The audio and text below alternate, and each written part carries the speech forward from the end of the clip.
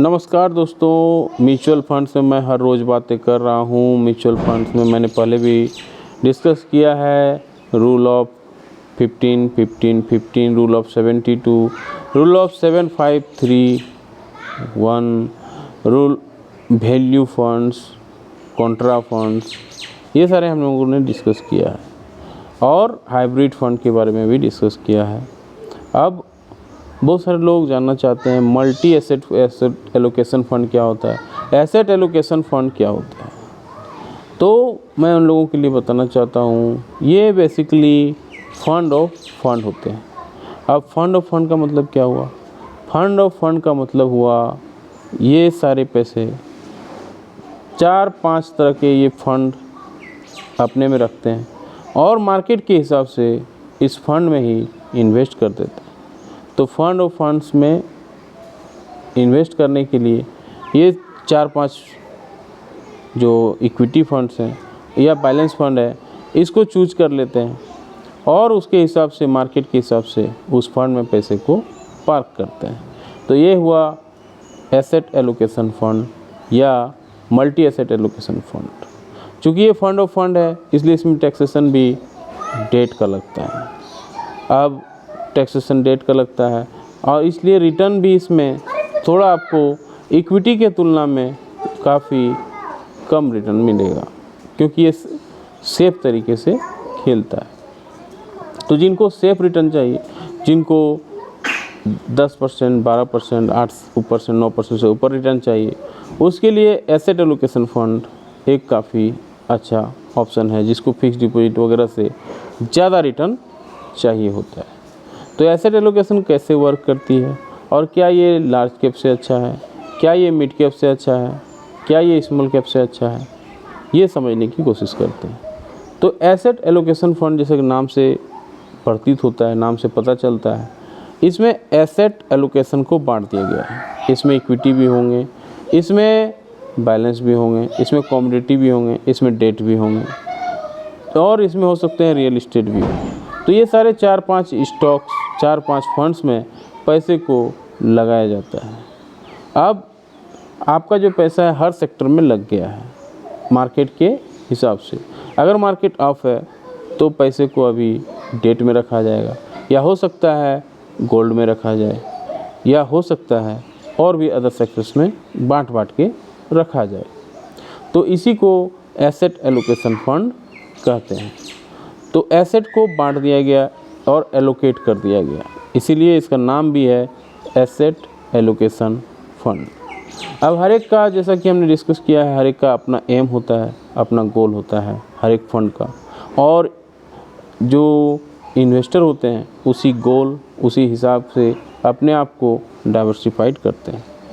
तो किन्हीं को अगर ज़्यादा रिटर्न चाहिए लेकिन इक्विटी में पैसा लगाना चाहते हैं तो उसे लार्ज कैप में पैसा लगाना चाहिए।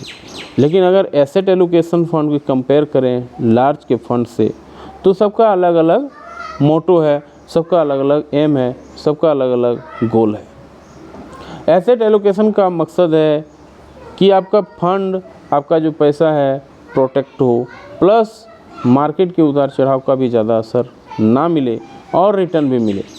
और इसलिए कंपेयर करेंगे लार्ज कैप से तो इसका कोई कंपेयर बनता ही नहीं है, क्योंकि लार्ज कैप उन लोगों के लिए है जो इक्विटी में ही पैसा डालना चाहते हैं। वहाँ पे इक्विटी में ही पैसा रहेगा और यहाँ पे क्या है, सारे सेक्टर्स में पैसा रहेगा। तो एज का बात आ जाती है और रिस्क लेने की बात आ जाती है, रिस्क एंड रिवार्ड की भी बात आ जाती है। तो जिनको ज़्यादा रिस्क लेना है लेकिन इक्विटी में लेके रिस्क लेना है, थोड़ा कम रिस्क लेना है, तो उसके लिए लार्ज कैप सबसे अच्छा है ऑप्शन, क्योंकि जो लार्ज कैप है वहाँ पे आपका इन्वेस्टमेंट होगा। लेकिन जिनको रिटर्न एफडी जैसा चाहिए, मार्केट उठे बढ़े, उसको ज़्यादा इम्पैक्ट ना हो, ऐसा रिटर्न चाहिए, तो उसे एसेट एलोकेशन फंड में जाना चाहिए, क्योंकि आपका पैसा इसमें हर जगह इन्वेस्टमेंट होगा। अब इसका कंपेयर कर लेते हैं मिड कैप से। एसेट एलोकेशन का कंपेयर मिड कैप से तो होना ही नहीं चाहिए, लेकिन फिर भी मिड कैप उन लोगों के लिए है जो रिस्क थोड़ा एग्रेसिव चाहते हैं लेकिन थोड़ा बच के, तो उसके लिए मिड कैप ज़्यादा अच्छा उपाय है compare to asset allocation fund. Asset allocation fund जैसा कि हम बार बार बता रहे हैं, एज के लिए, एज पे मायने रखता है। तो जिनका एज 60 ऊपर है, जो रिस्क नहीं लेना चाहते हैं, उसके लिए एसेट एलोकेशन फंड एक अच्छा ऑप्शन है। लेकिन जो कम एज के हैं, जो 30-40 साल के हैं, उसे मिड कैप एक अच्छा ऑप्शन है, और जिसका इनकम अच्छा खासा है तो मिड कैप एक अच्छा ऑप्शन है। अब आ जाते हैं एसेट एलोकेशन फंड के कंपेयर करते हैं स्मॉल कैप से।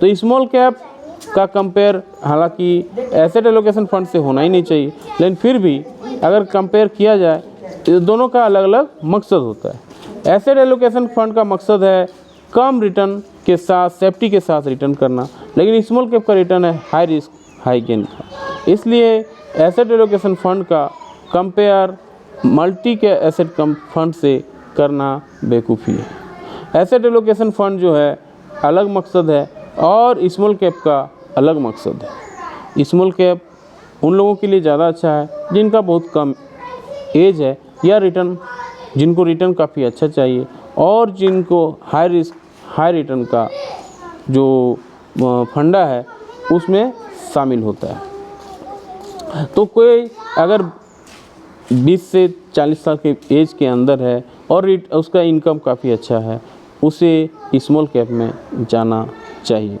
लेकिन अगर कोई 60 अबव है, जो कम रिटर्न चाहता है लेकिन सेफ्टी के साथ रिटर्न चाहता है, एफडी से ज़्यादा रिटर्न चाहता है, उसके लिए एसेट एलोकेशन फंड एक अच्छा ऑप्शन है। तो एसेट एलोकेशन फंड का कंपेयर स्मॉल कैप से भी हम लोग करके देख लें तो आपको समझ में आएगा कि रिटर्न जिनको ज़्यादा चाहिए स्मॉल कैप में जाए, जिसको रिटर्न थोड़ा सा कम चाहिए और एग्रेसिव रिटर्न चाहिए उसे मिड कैप में जाना चाहिए, और जो थोड़ा सेफ रिटर्न चाहिए लेकिन इक्विटी में ही रह के रिटर्न चाहिए तो उसे लार्ज कैप में चाहिए।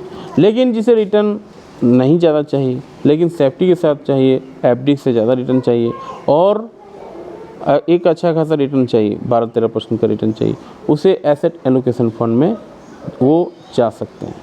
तो ये हुआ कंपेयर मिड कैप का, स्मॉल कैप का, लार्ज कैप का एसेट एलोकेशन फंड से। अब कंपेयर कर लेते हैं हाइब्रिड फंड का, इससे कैसे अलग है। हाइब्रिड फंड का जैसे हम लोग ने डिस्कस किया, हाइब्रिड फंड में 65% इक्विटी रहेगा, 35% डेट रहेगा। लेकिन यहाँ पे आपका एसेट एलोकेशन फंड में ऐसा नहीं है। मार्केट के हिसाब से, सिनेरियो के हिसाब से 5 फंड या 4 फंड में आपका पैसा एलोकेट होगा। तो हाइब्रिड फंड का डिफरेंट गोल हो गया और मल्टी एसेट फंड या एसेट एलोकेशन फंड का डिफरेंट गोल हो गया। तो फिर भी जिनको कम से कम रिटर्न चाहिए वो एसेट एलोकेशन फंड में जाए, जो थोड़ा बैलेंस रिटर्न चाहिए वो हाइब्रिड फंड में जा सकते हैं। तो ये हुआ कंपेयर मल्टी एसेट फंड या एसेट एलोकेशन फंड का रिटर्न कंपेयर हाइब्रिड फंड से।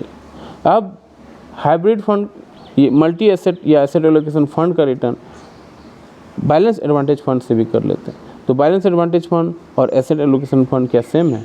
तो इसका जवाब है नहीं, क्योंकि मल्टी एसेट या एसेट एलोकेशन फंड जो है, एसेट एलोकेशन फंड जो है फंड ऑफ फंड है, ये 4-5 फंड में इन्वेस्ट करती है, और एसेट एलोकेशन फंड है ये फंड में इन्वेस्ट नहीं करती है, ये अपने हिसाब से इक्विटी डेट कॉम्बिनेशन में या कमोडिटी के सेगमेंट में ये इन्वेस्ट करती है। तो क्लियरली सारे फंड से डिस्कस करने के बाद ये कंक्लूजन निकलता है कि जिनको सेफ्टी के साथ रिटर्न चाहिए, जिनको मार्केट से ज़्यादा उतार चढ़ाव से डर लगता है, जो थोड़ा ज़्यादा एज के हैं, उसे मल्टी एसेट एलोकेशन फंड या एसेट एलोकेशन फंड में जा सकते हैं।